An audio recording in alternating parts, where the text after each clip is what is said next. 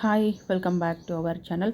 ವಿಜ್ಞಾನಕ್ಕೆ ಸಂಬಂಧಪಟ್ಟಂತೆ ಇವತ್ತು 10 ಪ್ರಶ್ನೆಗಳನ್ನು ನಿಮಗಾಗಿ ಕೊಡಲಾಗಿದೆ. ದಯವಿಟ್ಟು ವಿಡಿಯೋನ ಲೈಕ್ ಮಾಡಿ, ಚಾನಲ್ ಸಬ್ಸ್ಕ್ರೈಬ್ ಮಾಡಿಕೊಂಡು ಸಪೋರ್ಟ್ ಮಾಡಿ. ಸೊ ಪ್ರಶ್ನೆಗಳು ಹೀಗಿದೆ. ಪ್ರಶ್ನೆ ಸಂಖ್ಯೆ 1, ವಸ್ತುವಿನ ವೇಗವು ಸಮಾನ ಸಮಯದಲ್ಲಿ ಸಮಾನ ಪ್ರಮಾಣದಲ್ಲಿ ಹೆಚ್ಚಾಗುತ್ತಿದ್ದರೆ ಅದರ ಚಲನೆ ಯಾವ ರೀತಿಯದ್ದು ಅಂತಕ್ಕಂಥದ್ದು. ಇಲ್ಲಿ 4 ಆಪ್ಷನ್ಗಳನ್ನು ಕೊಡಲಾಗಿದೆ. ಈ 4 ಆಪ್ಷನ್ಗಳನ್ನು ನೀವು ಓದಿಕೊಂಡು ಉತ್ತರವನ್ನು ಕಮೆಂಟ್ ಮಾಡಿ. ಇದ್ರ ಉತ್ತರವನ್ನು ನಾನು ಹೇಳ್ತೀನಿ. ಸೊ ದಯವಿಟ್ಟು ನಿಮ್ಮ ಒಂದು ಮೆಮೊರಿ ಪವರನ್ನು ಕೂಡ ಟೆಸ್ಟ್ ಮಾಡಿಕೊಳ್ಳುವಂಥ ಒಳ್ಳೆಯ ಅವಕಾಶ ಇದು. ವಿದ್ಯುತ್ ಪ್ರವಾಹದ SI ಏಕಮಾನ ಯಾವುದು ಅಂತ ಕೇಳಲಾಗಿದೆ.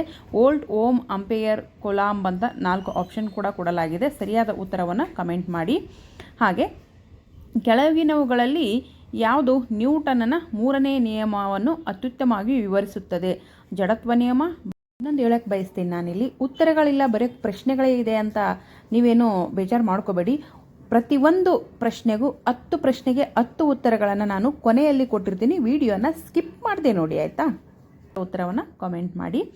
ಸಸ್ಯಗಳಲ್ಲಿ ನೀರು ಮತ್ತು ಖನಿಜ ಲವಣಗಳನ್ನು ಬೇರುಗಳಿಂದ ಎಲೆಗಳಿಗೆ ಸಾಗಿಸುವ ಅಂಗಾಂಶ ಯಾವುದು ಅಂತಕ್ಕಂಥ ಪ್ರಶ್ನೆ.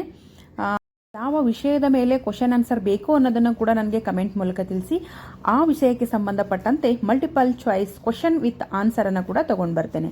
ಸರಿಯಾದ ಉತ್ತರವನ್ನು ನೀವು ಕಮೆಂಟ್ ಮೂಲಕ ತಿಳಿಸಿ. ಮಾನವನ ರಕ್ತದಲ್ಲಿ ಆಮ್ಲಜನಕವನ್ನು ಮುಖ್ಯವಾಗಿ ಸಾಗಿಸುವ ಪ್ರೋಟೀನ್ ಯಾವುದು ಅಂತಕ್ಕಂಥದ್ದು. Option A, B, C, D 4 ಆಪ್ಷನ್ಗಳನ್ನು ಕೊಡಲಾಗಿದೆ. ಸರಿಯಾದ ಉತ್ತರವನ್ನು ನೀವು ಕಮೆಂಟ್ ಮೂಲಕ ತಿಳಿಸಿ. ಸೊ ನೆಕ್ಸ್ಟ್ ಕ್ವಶನ್, pH ಮೌಲ್ಯ 7ಕ್ಕಿಂತ ಕಡಿಮೆ ಇರುವ ದ್ರವಣವು ಸಾಮಾನ್ಯವಾಗಿ ಕ್ಷಾರೀಯ ಆಪ್ಷನ್ A, ತಟಸ್ಥ ಆಪ್ಷನ್ B, ಆಮ್ಲೀಯ ಆಪ್ಷನ್ C, ಲವಣೀಯ ಅಂತ 4 ಆಪ್ಷನ್ಗಳನ್ನು ಕೊಡಲಾಗಿದೆ. ಸರಿಯಾದ ಉತ್ತರವನ್ನು ಆಯ್ಕೆ ಮಾಡಿ ಕಮೆಂಟ್ ಮೂಲಕ ತಿಳಿಸಿ. ಓಝೋನ್ ಪದರವು ಮುಖ್ಯವಾಗಿ ಯಾವ ಒಂದು ವಾತಾವರಣದ ಪದರದಲ್ಲಿದೆ ಅಂತಕ್ಕಂಥದ್ದು. ಸೊ 4 ಆಪ್ಷನ್ಗಳನ್ನು ಕೊಡಲಾಗಿದೆ. ಇವತ್ತು ಲೈವಲ್ಲಿ ಕೂಡ ನಾನು ನಿಮಗೆ ಈ ಪ್ರಶ್ನೆಯನ್ನು ಕೇಳಿದ್ದೆ.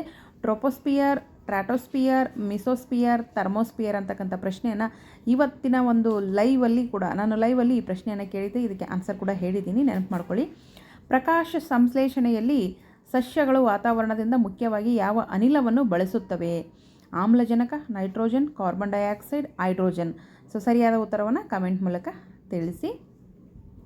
ವಸ್ತುವಿನ ದ್ರವ್ಯರಾಶಿ 2 kg ಮತ್ತು ವೇಗವರ್ಧನೆ 3 ಮೀಟರ್ ಸ್ಕ್ವೇರ್ ಎಷ್ಟು ಆಗಿದ್ದರೆ ಅದರ ಮೇಲೆ ಕಾರ್ಯನಿರ್ವಹಿಸುವ ಬಲ ಎಷ್ಟು ಅಂತ ಕೇಳಿದರೆ 5N, 6N, 9N, 12N ಅಂತಕ್ಕಂಥದ್ದು. ಸರಿಯಾದ ಉತ್ತರವನ್ನು ನೀವು ಕಮೆಂಟ್ ಮೂಲಕ ತಿಳಿಸ್ಬೇಕಾಗ್ತದೆ.